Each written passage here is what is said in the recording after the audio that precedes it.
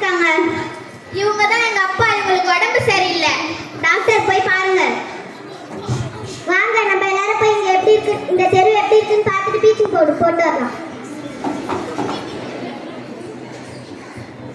ஏம்மா எதுக்குமா இங்க இவ்வளவு சாகர் தண்ணி நிக்குது? இதனால டெங்கு, மலேரியா, மஞ்சக்காமலாம் வருது. ஃபர்ஸ்ட் இங்க இருக்க தண்ணி சுத்தம் பண்ணுங்க.